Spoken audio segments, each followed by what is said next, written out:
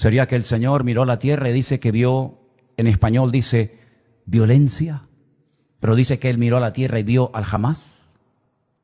Y lo va repitiendo 39 veces a lo largo de diferentes libros del Antiguo Testamento. Y dice que por ver el Hamás en la tierra decidió destruirla y empezar de cero. ¿Será que tantas cosas que estamos viendo es el cumplimiento de profecías que se están cumpliendo delante de nuestros ojos y algunos cristianos no se han dado cuenta?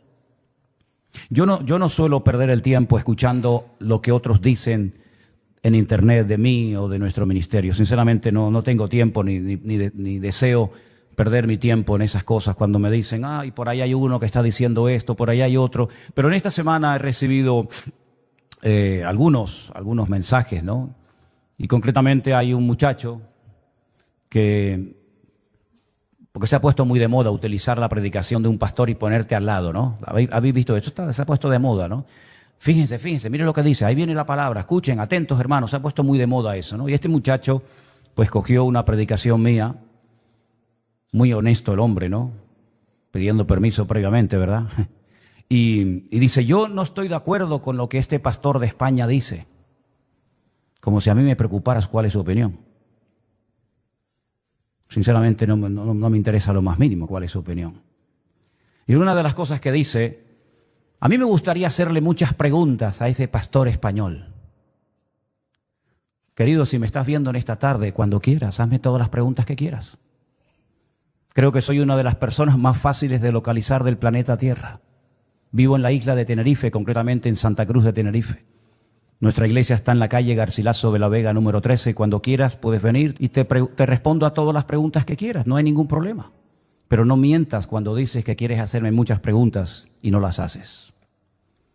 La palabra de Dios nos enseña que los últimos tiempos van a ser tiempos muy difíciles, muy complicados. Y el mensaje de hoy me va a costar un poco compartirlo porque hay tanto material sobre lo que quiero decir. Y yo me he dado cuenta que en los últimos años ha habido como una especialidad que se ha puesto de moda y son los predicadores que predican sin espada. Es decir, los predicadores que motivan a sus audiencias, a sus congregaciones.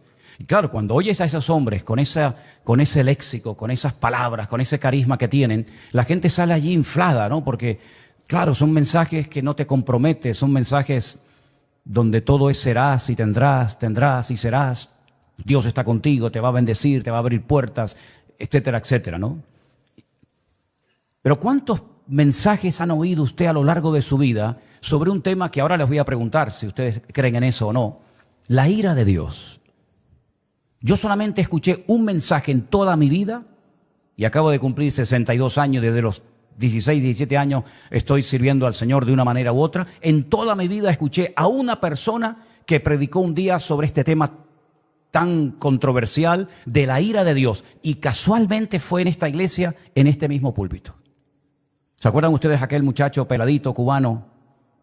¿Se acuerdan? Él predicó un día sobre la ira de Dios y fue un mensaje excelente. Y después cuando terminó le dije, no es fácil predicar de esto.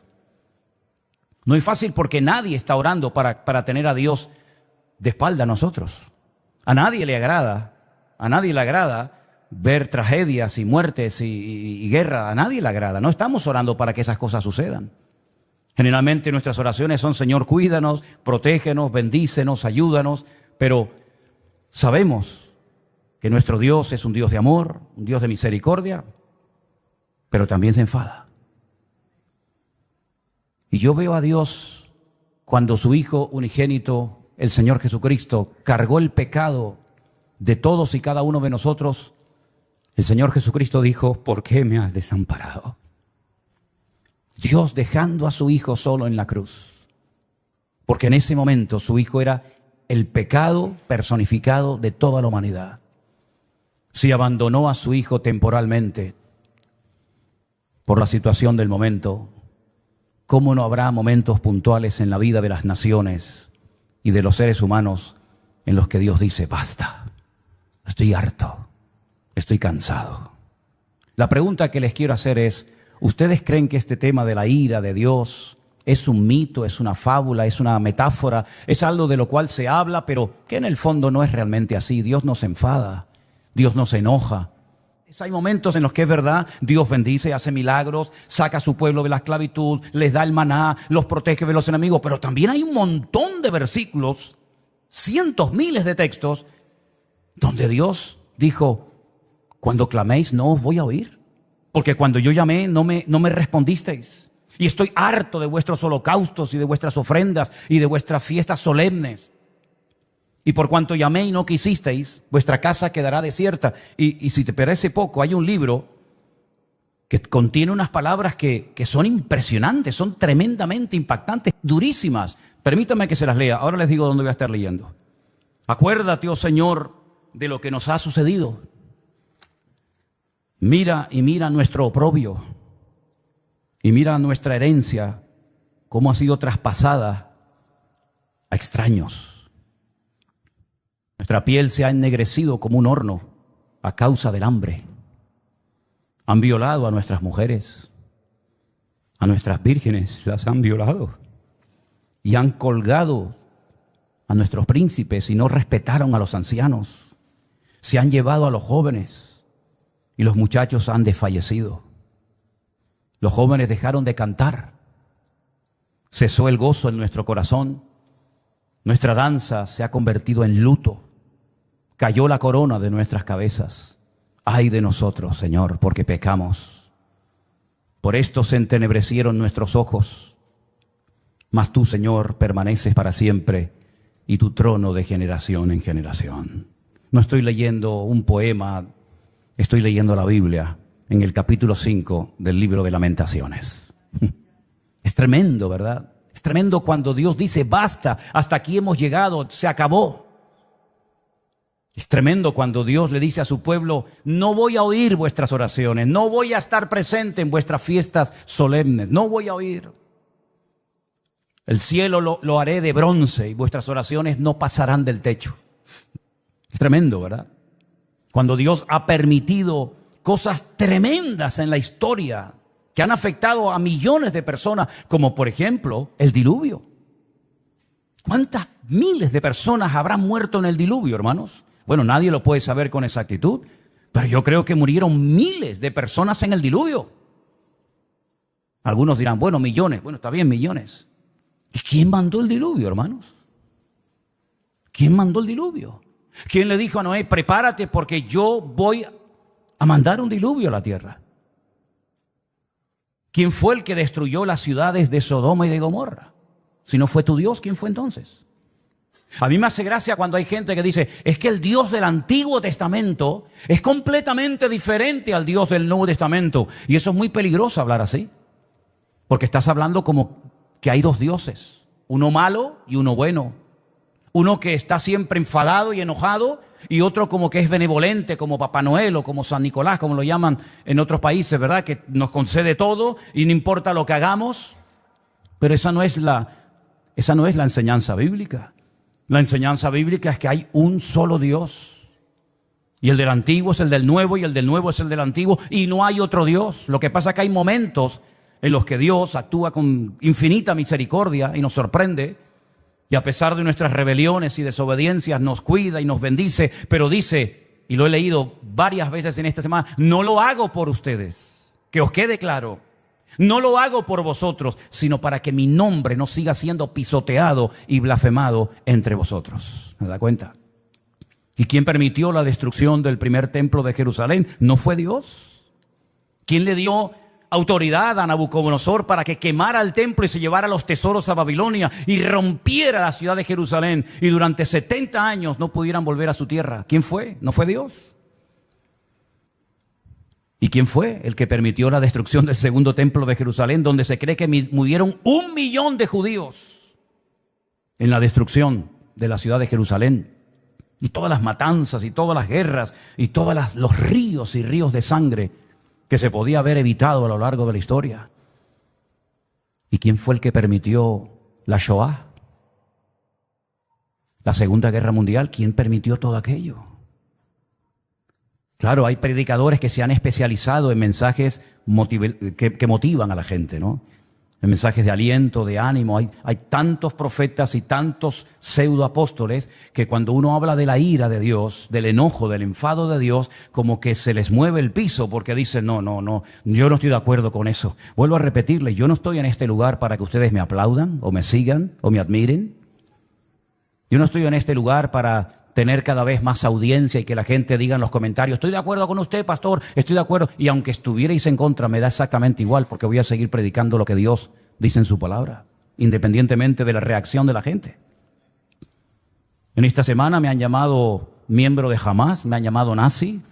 En esta semana me han llamado de todo, porque no están de acuerdo con el mensaje sobre todo que di el domingo pasado y con la reflexión que di esta semana sobre estos acontecimientos. Pero yo quiero que una vez más vayamos a la palabra de Dios para que veamos que a veces la historia se vuelve a repetir.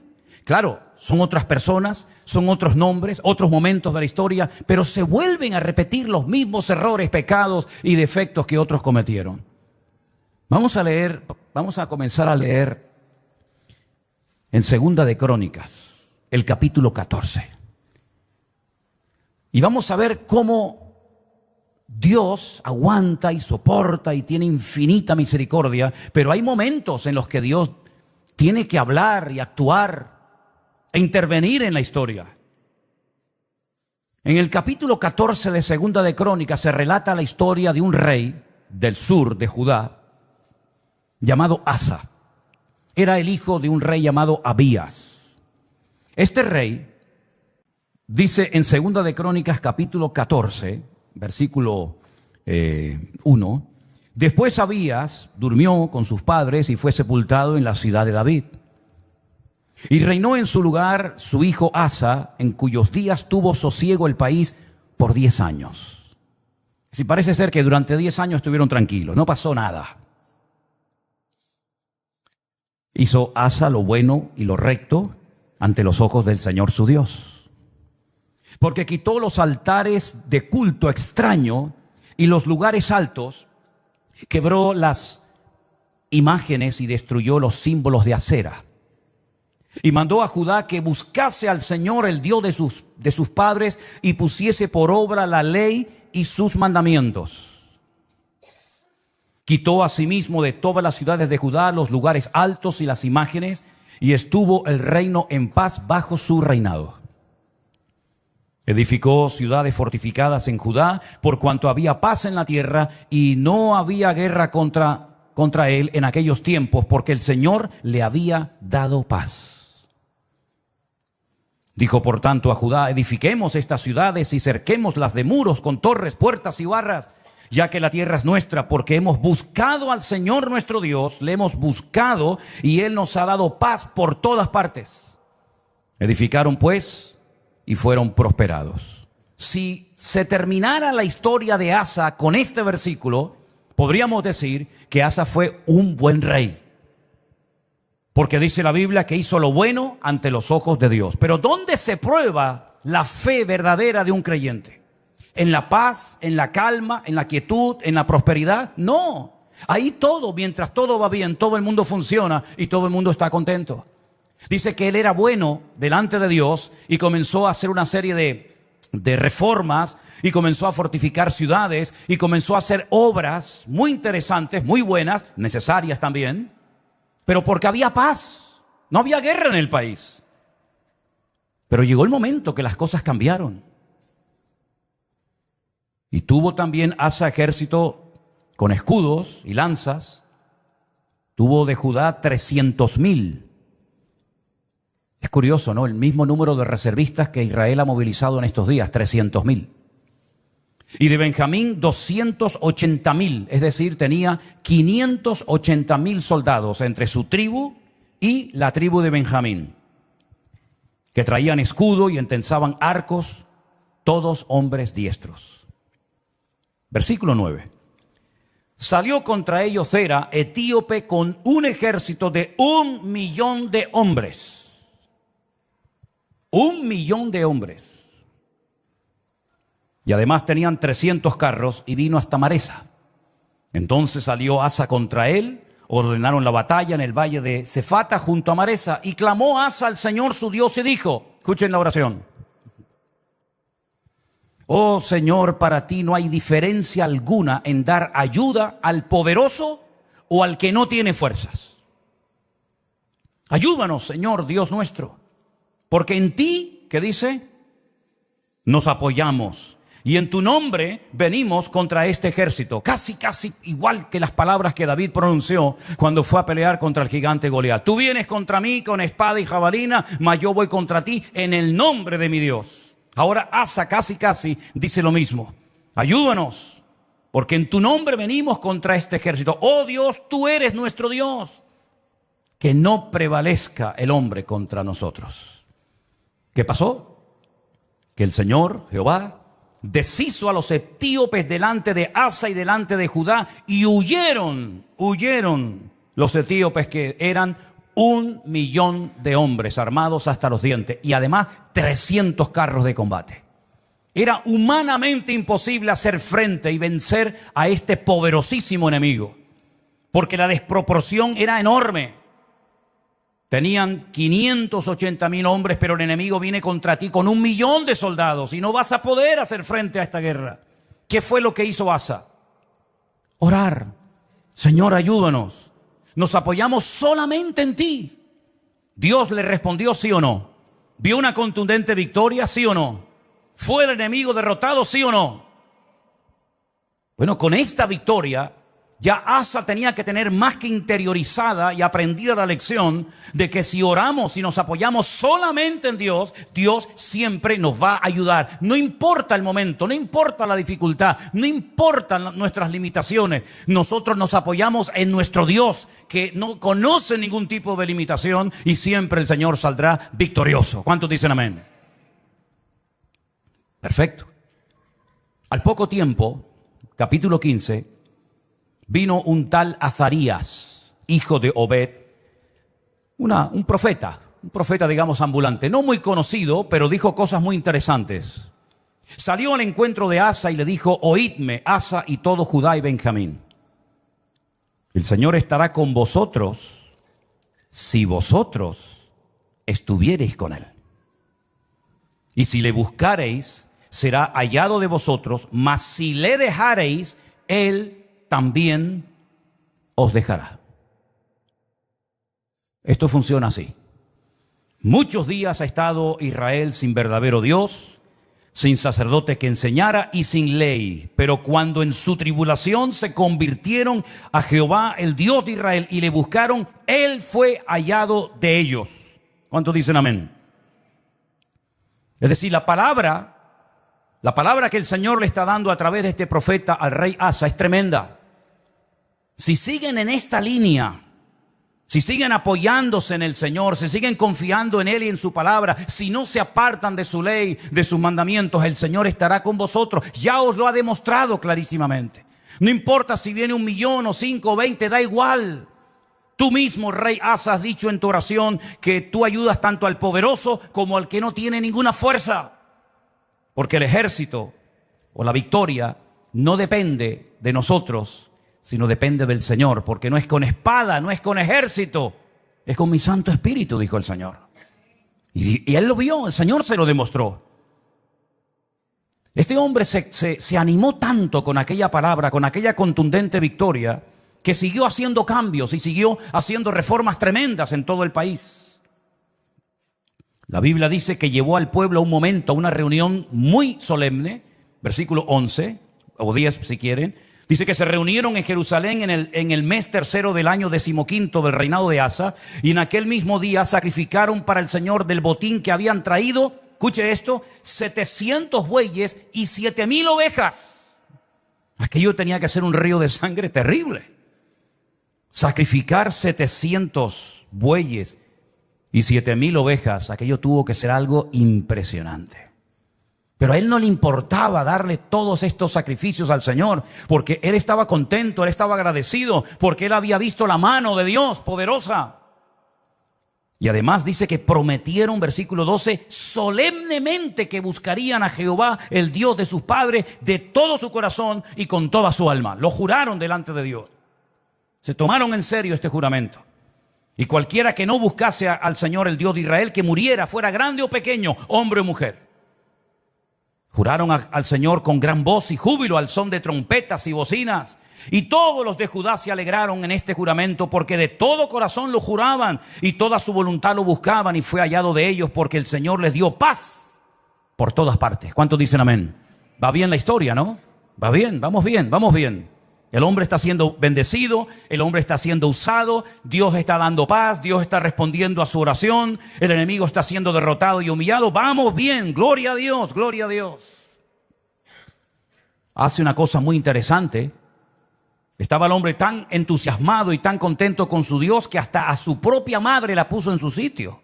Miren lo que le dice a su madre, o lo que hace con su madre en el verso 16. Aún a Maaca, la madre del rey Asa, cuidado, no era una cualquiera, era su propia madre, la depuso de su dignidad,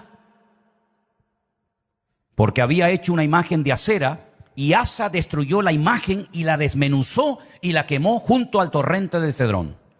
A su propia madre le dijo: no voy a permitir, por muy madre que seas de mí, que tengamos entre nosotros una imagen de esta acera. La destruyó, la desmenuzó y le prendió fuego en el torrente de Cedrón. Ese torrente, ese barranco que hay entre el monte Moriah del templo y el monte de los olivos. Le prendió fuego. Y en el versículo 18 dice que trajo a la casa de Dios, al templo, todo lo que su padre había dedicado y lo que él había consagrado. Y dice: plata, oros, utensilios. Llevó un montón de cosas. La generosidad brotó en su corazón. Y dijo: voy a llevar a la casa de Dios, al templo, oro y plata y utensilios de todo tipo. Tremendo. Si terminara, repito, la historia del rey Asa con este capítulo, podríamos marcharnos a casa diciendo: gloria a Dios, por fin nos encontramos un buen rey. Porque lamentablemente no todos fueron buenos, hubieron algunos que fueron terribles. Pero este por lo menos fue bueno. Pero es que la historia continúa. La historia nos lleva al capítulo 16, donde dice que en el año 36 de su reinado, tuvo mucho tiempo como rey, subió Baasa, el rey de Israel, el que estaba en el norte. Ya el país se había dividido. Recuerden esto, hermanos. Estaba Judá al sur con la tribu de Benjamín, y las 10 tribus al norte adoptaron el nombre de Israel. Y entonces el rey de Israel, en este caso se llamaba Baasa, va contra él, fortifica la ciudad de Ramá para no dejar salir ni entrar a ninguno. ¿Y qué es lo que hace Asa? Se supone que tenía que hacer exactamente lo mismo que ya había hecho y que le había dado tan buenos resultados, ¿sí o no? Orar, clamar al Señor, apoyarse en el Señor y poner en práctica el juramento que habían hecho. Nos apoyaremos en ti, confiaremos en ti. Lamentablemente no hizo eso, no lo hizo. ¿Qué es lo que hace? Sacó Asa la plata y el oro de los tesoros de la casa de Dios. Es decir, ayer los entregué al Señor, hoy los vuelvo a tomar. Ayer los consagro para uso exclusivo del templo, y ahora tomo todo eso que no es mío. Son parte de los tesoros de la casa de Dios, y lo que hace es que se los envió a un tal Ben-Hadad, rey de Siria, que estaba en Damasco. ¿Y este qué pinta aquí? ¿Quién es este rey de Siria, este tal Ben-Hadad? ¿Qué pinta este hombre en todo esto? Bueno, le dijo: hay alianza entre tú y yo como la hubo entre tu padre y mi padre. He aquí yo te he enviado plata y oro para que vengas y deshagas la alianza que tienes con Baasa, el rey de Israel, a fin de que se retire de mí. Consintió Ben-Hadad con el rey Asa y envió los capitanes de su ejército contra las ciudades de Israel, y conquistaron Gijón, Dan, Abel-Maín, las ciudades de aprovisionamiento de Neftalí. Y oyendo esto, Baasa cesó de edificar a Ramá y abandonó su obra.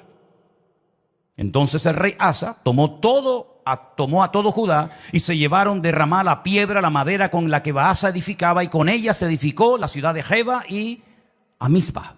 Problema solucionado. Ya está.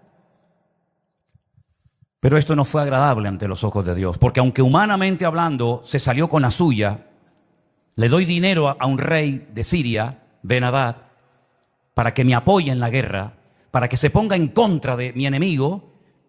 Yo le pago, yo le doy una cantidad enorme de dinero, aunque vacíe la casa de Dios, y así me quedo tranquilo.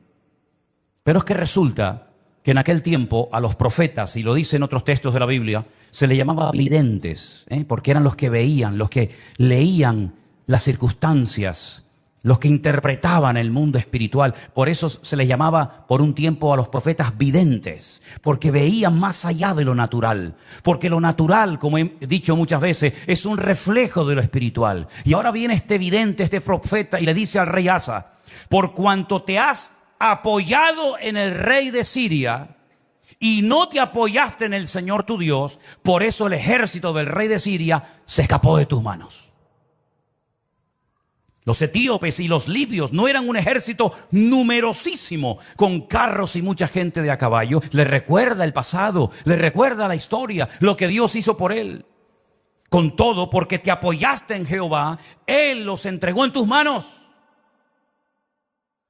Porque los ojos del Señor contemplan toda la tierra para mostrar su poder a favor de los que tienen corazón perfecto para con Él. Y ahora le dice: locamente has hecho esto. Locamente has hecho esto. Porque de aquí en adelante habrá guerra contra ti. Has abierto una brecha, has abierto una puerta en el mundo espiritual, y a partir de hoy tu vida va a cambiar radicalmente, pero para mal, no para mejor. ¿Qué hubiera hecho usted, hermano y hermana, o yo, si nos viene un profeta como este, Hanani, y nos amonesta y nos dice esta palabra? ¿Qué hubiéramos hecho? Señor, perdóname, lo siento. Así como el profeta Natán, ¿se acuerdan cuando fue a la casa del rey David y le dijo: tú eres ese hombre, tú has pecado, por culpa tuya el nombre de Dios ha sido blasfemado y pisoteado en el mundo de los gentiles? Y David dijo: Señor, perdóname, no quites de mí tu Santo Espíritu, ¿verdad? Y ten piedad de mí, etcétera, etcétera. Lo mismo tendría que haber hecho Asa, ¿sí o no? Era un hombre de Dios, conocía la palabra, había visto el poder de Dios en su vida, en su reinado. Lo lógico hubiera sido decir: perdóname, Señor, lo siento mucho, he dado un mal ejemplo al país, sacando los tesoros de la casa de Dios y dándoselos a un pagano para que me ayude, como si no tuviéramos un Dios más poderoso que el rey de Siria, Ben-Hadad. ¿No te das cuenta, querido hermano, que cada vez que te apoyas en algo o en alguien que no es Dios, el que se lleva la gloria no es Dios, sino el que en la persona en la que te has apoyado? Locamente has actuado. Tú, un hombre de Dios, no tiene que actuar de esta manera. Un pueblo que conoce a su Dios no puede caer en estos errores. ¿Qué dije el domingo pasado? Hay cosas que se hacen en este país o en el tuyo o en muchas naciones de la tierra que no es que estén bien, pero bueno, digamos que no afectan tanto al mundo espiritual. Pero Israel no puede permitirse ser como los demás. Israel no puede imitar a los demás perdiendo su identidad, apoyándose en lo que nunca tenían que haberse apoyado y olvidándose de su Dios. Porque Israel no es un país cualquiera. Israel tiene que ser un punto de referencia para todo el mundo. Tiene que ser una luz entre las naciones, que ese fue el propósito por el cual, o uno de los propósitos por el cual Dios los llamó. Así que has actuado locamente porque tú tenías que haberte apoyado en el Dios Todopoderoso, que te ha demostrado que es un Dios poderoso y que no importa si vienen 1 millón o 20 contra ti, el Señor te va a librar. Y como hemos cantado esta tarde, y espero que no solamente haya sido una canción, sino algo que tenemos claro en nuestra vida: por un camino vendrán y por 7 huirán. Y él sabía ese versículo que hemos cantado en esta tarde. Pero ¿qué pasó? Versículo 10. Se enojó Asa contra el vidente. Se enfadó contra el profeta. Lo mete en la cárcel porque se encolerizó grandemente a causa de esto. No le hizo gracia la palabra del profeta Hanani. No le gustó. Oprimió Asa en aquel tiempo a algunos del pueblo. Mas he aquí, los hechos de Asa, primeros y postreros, están escritos en el libro de los reyes de Judá y de Israel. Ahora escucha bien. En el año 39, pocos años después de su reinado, este rey enfermó gravemente de los pies. Y en su enfermedad, ¿a quién buscó? A los médicos. Como diciendo: ni en mi enfermedad me voy a humillar delante de Dios. No está mal ir a los médicos, ni mucho menos. El Señor dice en su palabra: yo envío sanidad y medicina a mi pueblo. Pero la actitud de Asa es de soberbio, es de arrogante, es decir: estoy enfermo, si clamara al Señor, Dios me podría sanar, pero no lo voy a hacer, porque no quiero saber nada de ese Dios. Y dice que en su enfermedad buscó a los médicos en vez de a Dios. Al final, murió en el año 41 de su reinado. Lo sepultaron en los sepulcros que él había hecho para sí en la ciudad de David. Lo sepultaron en un ataúd y le llenaron de perfumes y de diversas especies aromáticas preparadas por expertos perfumistas e hicieron un gran fuego en su honor. Perfumes para el muerto. Y ahí se acaba la vida y el reinado de Asa. ¿Qué les parece? ¿Qué les parece? Bueno, esto al fin y al cabo es una historia del pasado, de la cual podemos extraer ciertas y determinadas aplicaciones y lecciones para nuestra vida. Pero ¿saben qué? El hombre no aprende. El hombre no aprende. Sigue cometiendo los mismos errores, los mismos pecados, y en vez de apoyarse solamente en Dios, que los ha librado tantas veces de ser destruidos y tragados por sus enemigos, vuelven a apoyarse en ejércitos extranjeros, en la ayuda de hombres, en vez de apoyarse única y exclusivamente en su Dios. Hemos leído en esta tarde, espero que hayan prestado atención, el Señor es mi luz y mi salvación. No temeré lo que me pueda hacer el hombre. Ellos tienen una palabra que dice,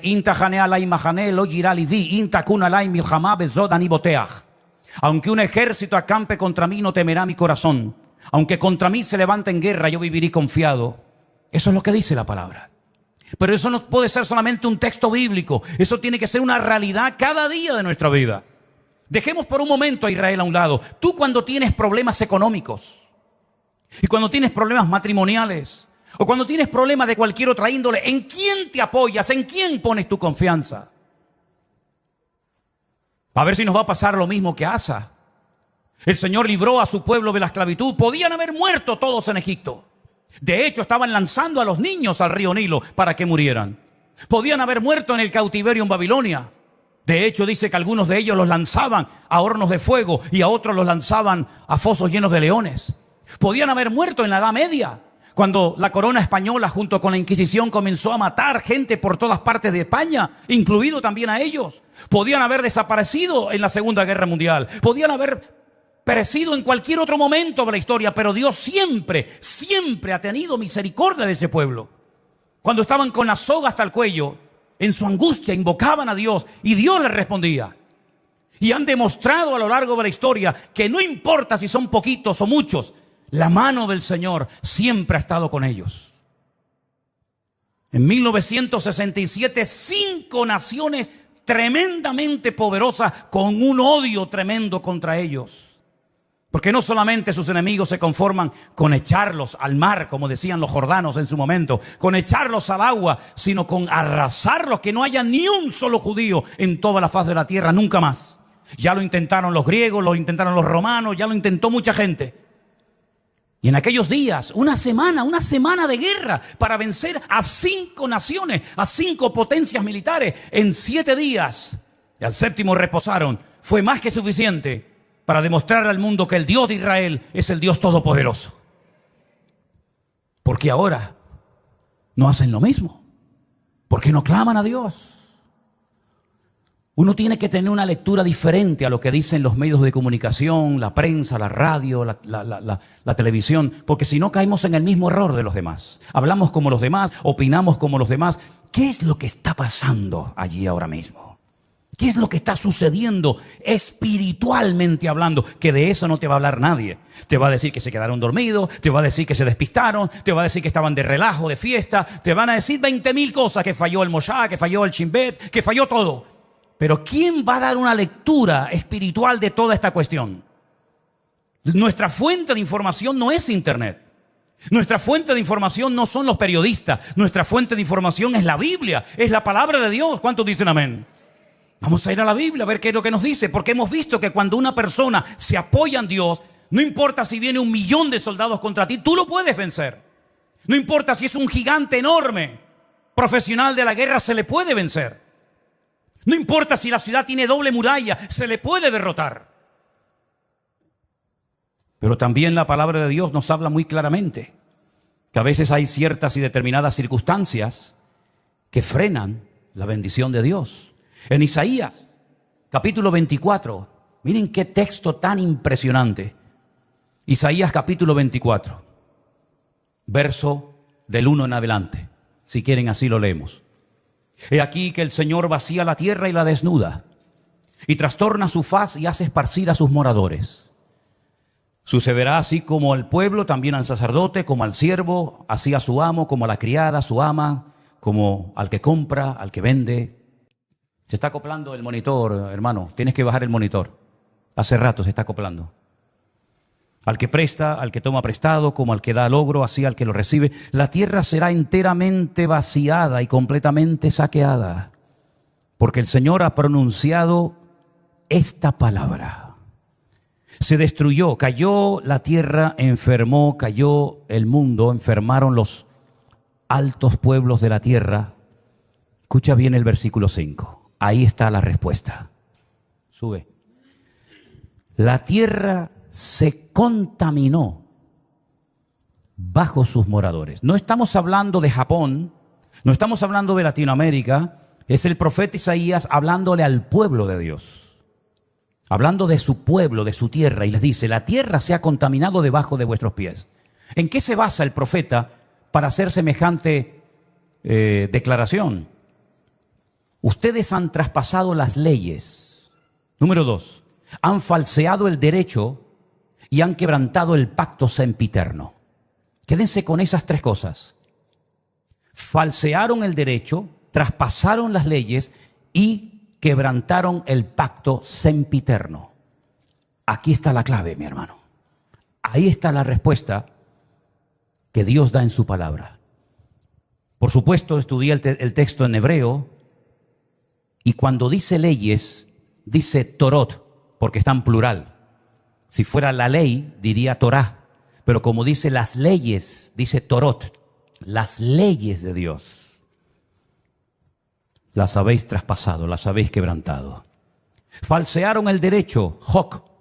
Hok es otra palabra que significa obligaciones morales, normas de convivencia. Las habéis quebrantado también. No solamente lo divino, lo religioso, la Torá, los Torot, los mandamientos inspirados por el Espíritu Santo, dados a través de Moisés en el monte Sinaí, los habéis quebrantado. No solamente eso, sino que también habéis modificado las normas, habéis manipulado vuestras obligaciones y habéis permitido ciertas y determinadas cosas que van en contra de la palabra que ustedes saben como pueblo de Dios que no se deben ni se pueden hacer. Y además de todo eso, lo que ha sucedido es que el pacto sempiterno, fíjate qué palabra tan interesante. Una cosa es eterno, otra cosa es sempiterno. Parece lo mismo, pero no es igual. Nuestro Dios no es sempiterno, nuestro Dios es eterno, porque no tiene principio ni tiene fin. Pero el pacto que Dios hizo con el pueblo de Israel tiene principio y no tiene fin. Por eso se llama un pacto sempieterno. No es un sinónimo, sino es una connotación diferente. Dice el Brit Olam. El Brit Olam en hebreo se ha traducido muy bien en esta ocasión por un pacto que tuvo un principio. ¿Dónde tuvo el pacto ese principio? Vamos a verlo ahora, para posicionarnos y ver a qué se refiere la palabra de Dios cuando dice que llegaría un momento en la historia en el que el pueblo de Israel quebrantaría los Torot, la ley de Dios, los Hok, las normas de convivencia, las obligaciones de un país, y además el pacto sempiterno. Ese pacto del cual está haciendo referencia a Isaías se menciona en el primer libro de la Biblia, el libro del Génesis, cuando el Señor le dice a Abraham. Tenemos que remontarnos a los tiempos de Abraham. Espero que no se estén perdiendo, porque para mí es tremendamente interesante que ustedes entiendan esta porción y este mensaje hoy. El Señor le dice a Abraham: yo estableceré mi pacto entre mí y ti, y entre tu descendencia por tus generaciones. Es decir, el pacto no termina con tu muerte. El pacto no termina cuando tu hijo se muera, Isaac, o cuando tu nieto Jacob muera, sino que será un pacto con toda tu descendencia por todas las generaciones, y yo seré tu Dios y el de tu descendencia para siempre. Este es mi pacto. Este es mi pacto, versículo 10. Este no es el pacto que Jesús hizo en el huerto, en Jerusalén, cuando dijo: tomad y comed, esto es mi cuerpo. No, ese no es. Este es otro pacto. Este es un pacto que está haciendo con Abraham, el padre de la nación hebrea. El pacto que Dios hizo con este varón, le dice: guardaréis entre mí y vosotros y tu descendencia después de ti. Será circuncidado todo varón entre vosotros. Es decir, siempre hay una señal de un pacto. ¿Cómo puedo yo demostrar que Dios ha hecho un pacto conmigo? ¿Cómo lo puedo demostrar? Bueno, Dios me dijo, ya, Dios te dijo, pero las palabras se las lleva el viento, como dice el refrán. ¿Cómo podía Noé demostrar que Dios había hecho un pacto con él? Cuando veáis el arco en las nubes, esa es la señal del pacto que yo he hecho con ti. Perfecto. ¿Y cómo podía Abraham demostrar, o la descendencia de Abraham, que Dios había hecho un pacto con ellos, que los había escogido de entre todas las naciones? Esta será la señal del pacto: circuncidaréis la carne de vuestro prepucio y os será por señal entre mí y vosotros. A la edad de 8 días. Luego no es un pacto con la nación islámica, con los árabes, porque los árabes se circuncidan a los 13 años. Y los judíos circuncidan a sus hijos a los 8 días. ¿Te das cuenta? El pacto va a ser una señal que vas a llevar toda tu vida en tu carne, en tu cuerpo. Y se la tienes que hacer al bebé a los 8 días. Por vuestras generaciones. El nacido en casa, el comprado por dinero, también los extranjeros que no fueren de tu linaje. Debe ser circuncidado el nacido en tu casa, el comprado por dinero. Estará mi pacto en vuestra carne por pacto perpetuo. El varón incircunciso, el que no hubiere circuncidado la carne de su prepucio, aquella persona será cortada de su pueblo, ha violado mi pacto. Da igual si son religiosos o no, si son creyentes o no, si son practicantes o no. No hay ni un solo varón de Israel que no sea circuncidado, ni uno. No van a la sinagoga, no leen la Torá, no practican los mitzvot, no se ponen los tefilín, no hacen ningún tipo de manifestación religiosa, pero a nadie se le ocurriría tener un hijo y no circuncidarlo. Eso no se negocia. Aunque te hayas casado con una chica no judía, jamás por amor a tu mujer no judía vas a decir, bueno, al niño no lo circuncidamos. No, lo hicieron lo han hecho en todas partes, en Egipto. En la Segunda Guerra Mundial lo hacían, a escondidas lo hacían, por la prohibición que los reyes católicos pusieron de que no se podía seguir circuncidando. Es la señal del pacto. Todos los hombres en Israel están circuncidados. Llevan en su carne la señal de que están bajo un pacto. Lo entiendan o no, ustedes se han metido debajo de un pacto. ¿Cómo se llama Israel? ¿Cómo se llama ese país? Israel, no. Estado judío de Israel. Es decir, estáis bajo un pacto que Dios ha hecho con vosotros, y lo creáis o no, lo entendáis o no, ustedes llevan en su cuerpo una marca como señal de que estáis bajo ese pacto. Isaías dice en el capítulo 24 que hemos leído en esta tarde: vosotros habéis quebrantado el pacto. Vosotros habéis traspasado las leyes y habéis falseado el derecho. La ley de Dios no se modifica, no se le quita ni se le añade nada. Ya están los 613 mandamientos en lo que se conoce como la ley, la Torá, el Pentateuco, el Humash, ponle el nombre que usted quiera. 613 mandamientos, no se le quita ni se le pone nada. Si quieres saber cuáles son esos mandamientos, tienes ahí Génesis, Éxodo, Levítico, Número y Deuteronomio. Ahí están todos. Eso ya no se puede tocar, pero las normas, las reglas tienen que ir en consonancia con la ley de Dios, ¿sí o no? ¿Quién se tiene que adaptar? ¿El hombre a Dios o Dios al hombre? El hombre a Dios, ¿no? Luego, cuando en la Knesset, ¿qué es la Knesset? La Knesset es el parlamento israelí, donde están todos los partidos políticos, los de derecha, los de izquierda, los árabes, todos están allí. En la Knesset se aprueban leyes, y esas leyes tienen que ir en consonancia con la palabra de Dios, porque ustedes están bajo un pacto y lo saben porque llevan la señal de ese pacto en vuestra propia carne. ¿Me siguen o no? Ok. Vamos a conocer al presidente del parlamento israelí. Se los presento a todos ustedes. Ahí lo tienen. El presidente de la Knesset de Israel se llama Amir Ohana, presidente de la Knesset, presidente del parlamento israelí, judío, circuncidado, faltaría más. Veamos lo que nos dice la Wikipedia en su vida personal. El señor Amir Ohana y su pareja Alon Hadad formaron una familia homoparental con un hijo y una hija que concibieron a través de la subrogación gestacional de una mujer de Oregón, Estados Unidos.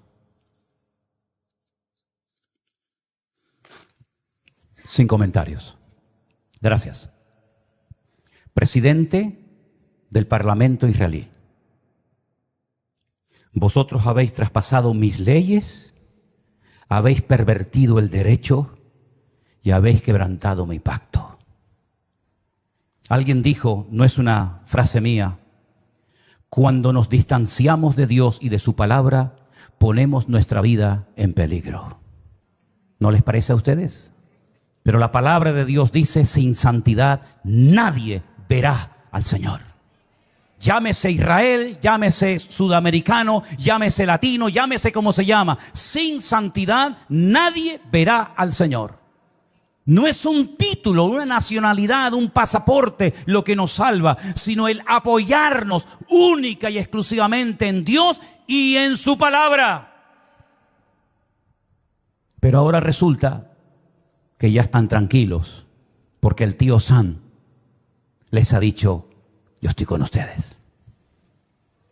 Antes se llamaba Ben Hadad, ¿se acuerdan? Ben Hadad. Ahora se llama señor Biden. Pero qué lástima que no haya un Ananí en Israel hoy por hoy. Porque si Juan el Bautista levantara la cabeza y entrara al parlamento israelí, bueno, ya entró en su época, ¿no? Cuando aquel rey llamado Herodes, ¿se acuerdan? ¿Se acuerdan el rey Herodes? Aquel títer, aquel monigote que ni era rey ni nada, pero lo habían nombrado los romanos, le habían dicho, tú vas a ser el rey de Israel. Qué valientes fueron los magos de Oriente, ¿se acuerdan? Cuando vienen seguramente en un viaje de días, de semanas o tal vez de meses y llegaron a Belén, al Herodión, donde vivía el rey Herodes y le dijeron, venimos a adorar al rey de los judíos porque su estrella hemos visto en el Oriente. Y Herodes habrá dicho, ¿el rey de los judíos soy yo? No, tú eres un estrellado. Nosotros venimos a ver a aquel que es digno de recibir toda honra y toda gloria. Y dice que cuando llegaron, se postraron y lo adoraron, ofreciendo sus tesoros de oro, incienso y mirra. A ese rey perverso y terrible llamado Herodes, llegó un día Juan el Bautista, que algunos habrán dicho, cállate la boca, no digas nada.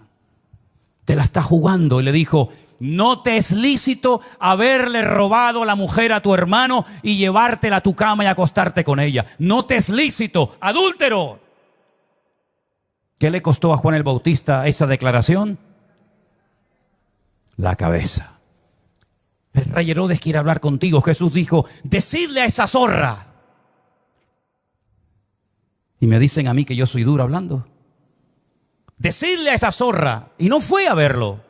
Y no fue a verlo. Y cuando aquel soberbio, arrogante romano le dice, ¿no me hablas? Llevo una hora interrogándote, te puedo librar de la mano de tus verdugos y no me contestas. No sabe que tengo autoridad para librarte. Y es entonces cuando el Señor dice, tú no tendrías nada que hacer contra mí si mi Padre no te lo permite. Aquí no se mueve ni una sola hoja de un árbol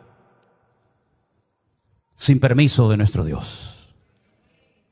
Y no hay nada que ocurra en las naciones de la tierra, y menos en esa tierra santa para Dios, donde Él es el dueño de la tierra, que no lo permita el Señor.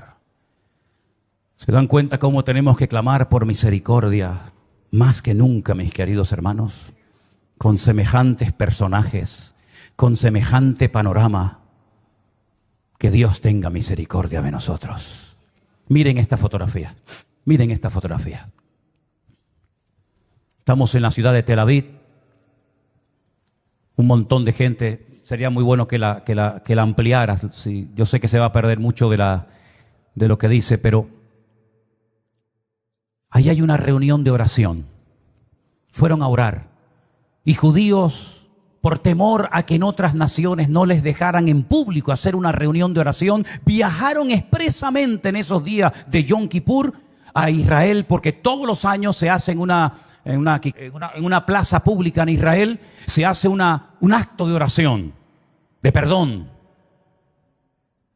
Y entonces estos judíos, algunos mayores, otros jóvenes, familias enteras, viajaron a Israel para poder participar en público en las calles de la ciudad de Tel Aviv de una reunión de oración. Y mire lo que dice en la parte de abajo. Las personas que se mudaron a Israel sintieron miedo en el único lugar donde no esperaban sentirse amenazados por su judaísmo. ¿Quién impidió esa reunión de oración? ¿Jamás? ¿Hezbollah? Los de la banderita de colores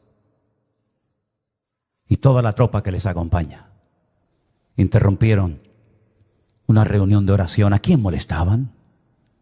¿A quién le podía hacer daño que un montón de gente allí oraran a Dios pidiendo por la nación? ¿Qué problema, qué daño puede hacer eso? En esa plaza, unos días más tarde, en esa misma plaza, ponemos la siguiente fotografía, por favor. La gente se reúne y enciende velas para recordar a las víctimas de Israel. ¿Casualidad? Díganme lo que quieran. Díganme lo que quieran. Pero en esa plaza, una semana atrás, los echaron prácticamente a patadas para que no oraran por Israel.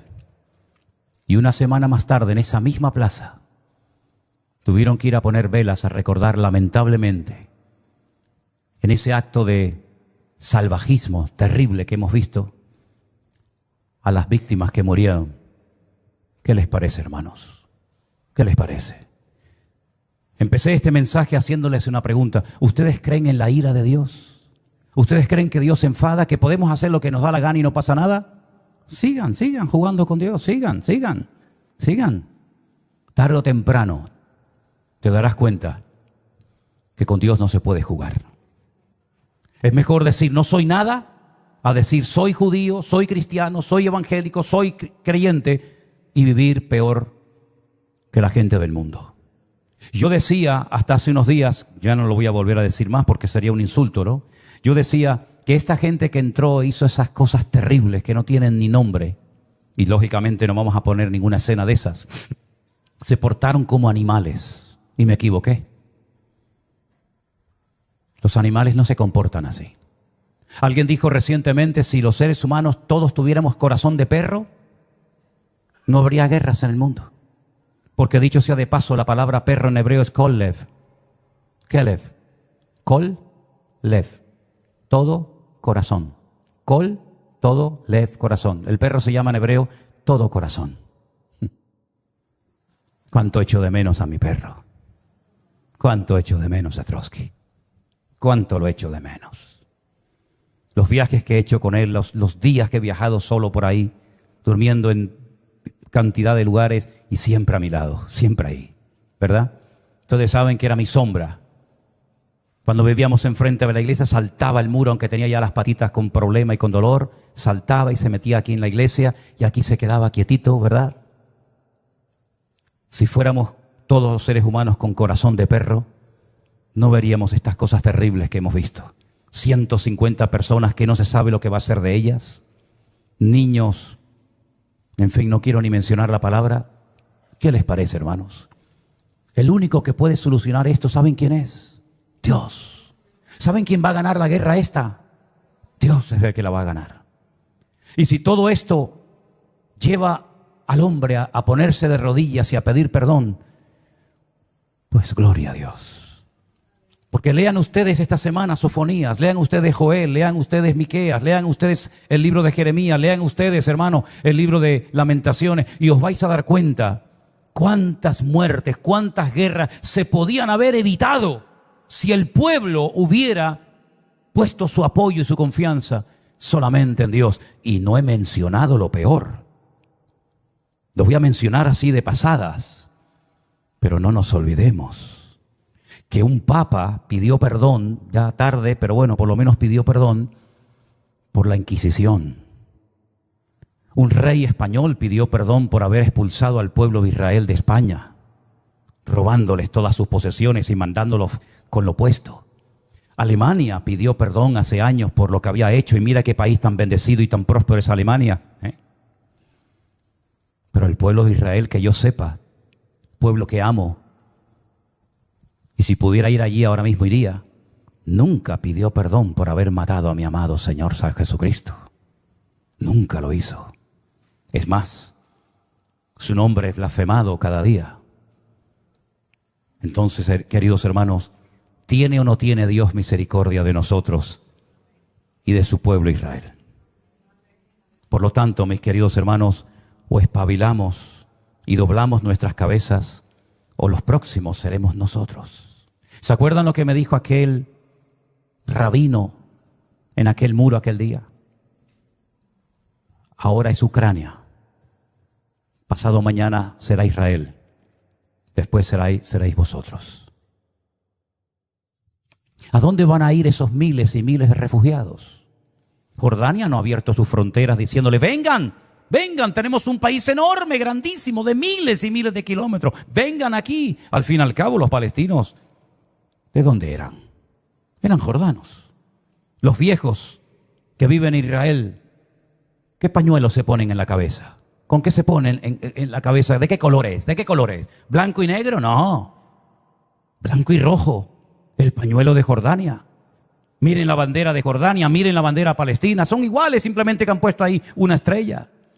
Pero Jordania no ha dicho: vengan para acá, les recibimos. Arabia Saudita no los ha invitado a venir.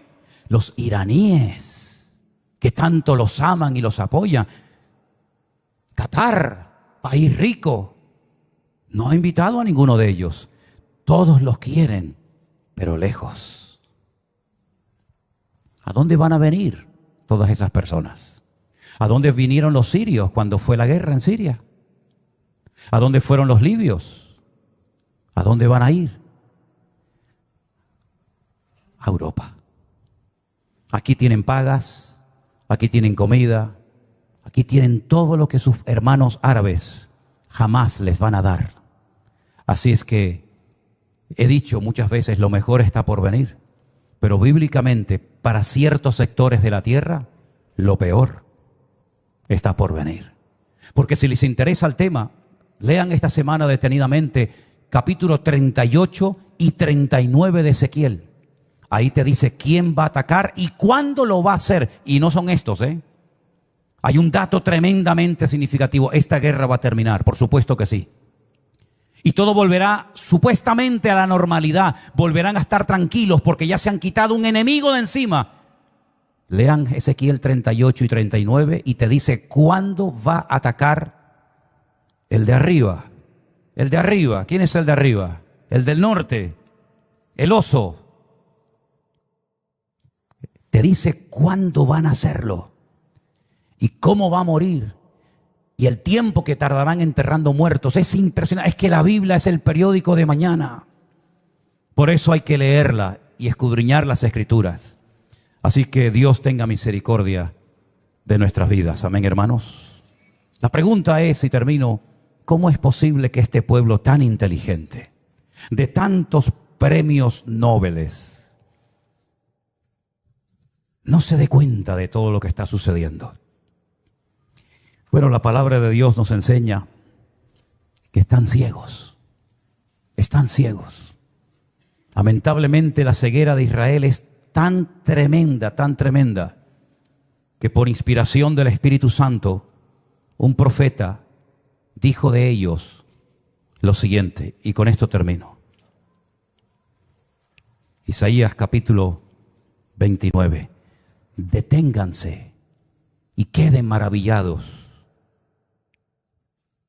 Cegaos, embriagaos, pero no de vino, y tambalead, pero no de sidra.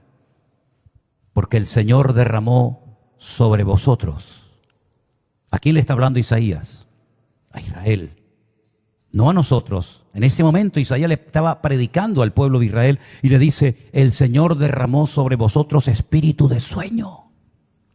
Cerró los ojos de vuestros profetas. No hay profetas en Israel. No hay profetas. Ellos dicen que los únicos que pueden tener Ruach HaKodesh, es decir, al Espíritu Santo, son los profetas. Y como no hay profetas, el Espíritu Santo no está en Israel. Lo dicen ellos. Dice: cerró los ojos de vuestros profetas y puso velos sobre las cabezas de vuestros videntes. ¿No dice Pablo que tienen un velo que cuando leen no entienden porque tienen un velo y hasta que no se conviertan a Cristo el velo no les será quitado? ¿No dice eso la Biblia? Toda visión os será como palabra de libro sellado, el cual si dijeren al que sabe leer y le dijeren lee ahora esto, él dirá no puedo porque está sellado. Y si le dijere, si se le diere el libro al que no sabe leer, diciéndole lee ahora esto, dice no sé leer. Dice el Señor, escuchen bien esto. Esto es una sentencia tremenda. Este pueblo se acerca a mí con su boca y con sus labios me honra, pero su corazón está lejos de mí. No te enfades conmigo, querido. Pelea con Isaías. Yo no escribí esto. Con su boca me honran, con sus labios, pero su corazón está lejos de mí, porque su temor de mí no es más que un mandamiento de hombres que les ha sido enseñado. Por tanto, he aquí que nuevamente excitaré yo la admiración de este pueblo con un prodigio grande y espantoso. Perecerá la sabiduría de sus sabios, se desvanecerá la inteligencia de sus entendidos. Ay de los que se esconden de Dios, encubriendo el consejo. Sus obras están en tinieblas y dicen, ¿quién nos ve? ¿Quién nos conoce? Vuestra perversidad ciertamente será reputada como el barro del alfarero. ¿Acaso la obra dirá de su hacedor no me hizo? ¿Dirá la vasija de aquel que le ha formado no entendió? Hermanos queridos, necesitamos orar más que nunca para que Dios tenga misericordia de ese pueblo, de sus dirigentes, como de todos y cada uno de nosotros. Y Dios volverá, claro que sí, otra vez a tener misericordia de su pueblo. Y otra vez llenará su boca de risa. Y otra vez dirán entre las naciones, grandes cosas ha hecho el Señor con estos. Pero ya es tiempo de que despertemos y nos demos cuenta de que hay cosas que se pueden evitar en la vida si obedecemos a Dios. ¿Por qué aprender a base de lágrimas? ¿Por qué aprender a base de humillaciones? ¿Por qué aprender a base de palos? Si el Señor nos ha dejado en su palabra las instrucciones concretas y específicas para no sufrir innecesariamente, para no morir antes de tiempo, para no tener que hacer el ridículo, porque el Señor creó a ese pueblo para que fueran siempre cabeza y nunca cola, para que estuvieran siempre arriba y nunca debajo. Eso fue lo primero una de las cosas que más me impactó cuando yo fui a Israel, sobre todo al Kotel HaMaraví, al Muro de los Lamentos. Yo llegué al Muro de los Lamentos, una plaza enorme, y hay una pared, como ustedes saben, grandísima. Y allí están los judíos orando 24 horas al día, siempre orando, con sus movimientos, con su Torah, con sus salmos y con sus historias. Y cuando levantas la cabeza dice, ¿y ahí arriba? ¿Quiénes están ahí arriba orando? Esas mezquitas que están ahí arriba, aquella de Al-Aqsa, el domo de la roca donde Abraham subió a sacrificar a Isaac. ¿Quiénes están ahí arriba? No, arriba están los árabes. ¿Arriba? Sí, están arriba. ¿Y abajo?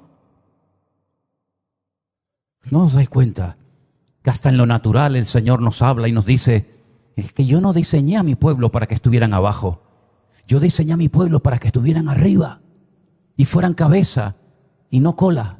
Pero eso no sucede por tener un pasaporte azul con la menorá y decir soy del Estado de Israel. Eso sucede cuando circuncidas tu corazón y te conviertes de corazón al Señor que te amó eternamente y te lleva esculpida en las palmas de sus manos.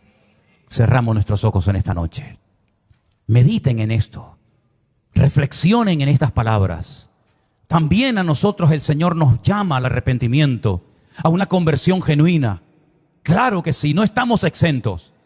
Si esto se hace con las ramas naturales, ¿qué no se hará con las ramas que hemos sido injertados en el olivo verdadero? Por lo tanto, mis queridos hermanos, aprendamos la lección. Dios viene a buscar un pueblo sin mancha y sin arrugas. Que Dios se apiade de nuestras vidas. Repasemos todas estas lecturas, estos textos bíblicos. Y por encima de todo esto está nuestro amor al pueblo de Dios, el remanente verdadero que habita en Israel. Nuestros hermanos en Cristo que alaban y honran al Señor como nosotros. Los que se guardan del pecado, de las contaminaciones de la carne, los que van contra corriente, aunque sean criticados, aunque sean perseguidos, aunque sean objeto de burla, pero allí están. No han doblado sus rodillas, como le dice el Señor al profeta Elías. Hay 7,000 varones que no han doblado sus rodillas ante Baal. Y en Israel hay muchos hermanos, pastores, congregaciones, siervos de Dios, que no han doblado sus rodillas ante Baal, ni ante nadie, sino que se apoyan única y exclusivamente en el Señor Dios Todopoderoso. Aleluya. Recibe nuestras vidas en esta tarde como olor fragante, como ofrenda derramada delante de tu altar, oh Dios. Aleluya. Ponemos de pie. Si tú dispusieres tu corazón y extendieres a Él tus manos, levantarás tu rostro limpio de mancha. Será fuerte y nada temerá. Te acostarás y no habrá quien te espante. Aleluya. Y muchos suplicarán tu favor. Te acostarás y no habrá quien te espante. Y muchos suplicarán tu favor. Dilo conmigo. Si tú dispusieres tu corazón y extendieres a Él tus manos, levantarás tu rostro limpio de mancha. Será fuerte y nada temerá. ¡Aleluya! Te acostarás y no habrá quien te espante. Y muchos suplicarán tu favor. Te acostarás y no habrá quien te espante. Y muchos suplicarán tu favor. Tendrás confianza, porque hay esperanza. Aleluya. Mirarás alrededor y dormirás seguro. Y aunque oscureciere, como la mañana será, la vida será más clara que el mediodía. Tendrás confianza, porque hay esperanza. Esas palmas, alabemos a Dios.